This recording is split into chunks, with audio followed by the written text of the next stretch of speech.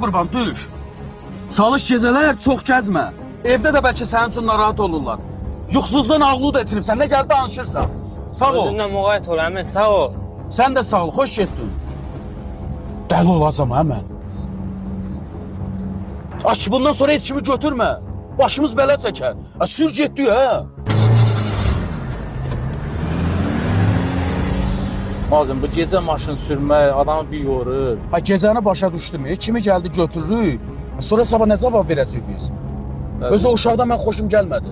O uşaq normal uşaq deyil idi. Bəlkə də evdən qaçıb, nədirsə bilmirəm. Bizə nə düşür? Nazim də xeyirxahlıq elədi. Və olan olub, keçən keçir. Amma bu uşaqla o uşaqda mən heç bir fərq görmədim. Eyni adam idi. Mən də onu deyirəm də. Çox qorxdum, həqiqi qorxdum. Ha, baxmadan nə desin olar. Gezədir qardaş. Hər şey ola bilər.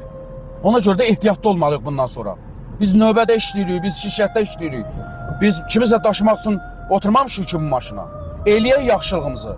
Amma ehtiyatlı olaq. Qurban olum sənə. Mən sənə dəfələrlə deyirəm, sən qulaq asmırsan. Özdə uşaq. Gecənin bu yarısında uşaq nə yazır yolda? Bunu valideyni fikirləşmir. Bu uşaq uşağa oxşamır. Bunda nəsə problem var idi qardaşım. Ona görə mən qorxdum, çox qorxdum. Boş ver, heç nə olmaz. Ay, olan oldu keçən. Ha, sən canı çıxar gedə, mən yuxusuzdan ölləmə, gedə evə sağ-salamatsa da, rahat yataq, sabah duraq gedə işimizə. Mən də acından öləm. Ha, gedə çörək yeyib yatarıq da, nağaraq.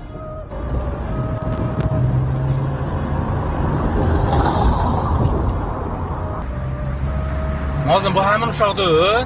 Saxla, saxla. Ay hə, odur, sür. Sür saxlama. Nə gətir o? Ha, mən sənə deyim də o uşaq problemdir. Oy dədə, evimiz yıxıldı. Nazım, yaxşı canımızı qurtardıq. Ay öldüm ya mən sənə dedim də o uşaq İsmail cindir, o adam oxşamır. Nətər oldu? Biz onu 3 dəfə maşına bindirmişik. Ha, mən də onu deyirəm də o cindir, o adam deyil, o cin cilitinə girir. Uşaq da yalan deyil, bu vaxt uşaq nə yazır? Biz onu aparıb düşürdük, o təzdən yolda qabağımızda Ha, çıxar eləyir. ay sağ ol. Ay elə bil arxadan səs gəlir. O uşağın səs gəldi, eşitdin? Saxla. Maşında deyəsən arxada oturur. Elə şey olur, o qaldı daldı. Saxla, maşın saxla. Maşının içinə baxaq deyirsən. Hə, saxla baxaq, deyəsən maşındadır. Hələ qoy arxaya baxım. Ay, həmin uşaq. Nazım, o uşaq maşında nə gəzir? Bilmirəm, mən sənə dedim o cindir. Nə istəyirsən bizdən? Elə bilirdiniz mənlə canınızı qurtara bilərsiniz. Sən kimsən? Mən cinəm. Ay Allah, Mən sizə düş. aparacam, mən Ay cinəm. Allah. Ay, nə gözlüsən? Düş, tez ol. Nazım, məni də gözlə. Qaç. Nazım, maşın qaldı. Ay, nə maşın, ay, nə bu?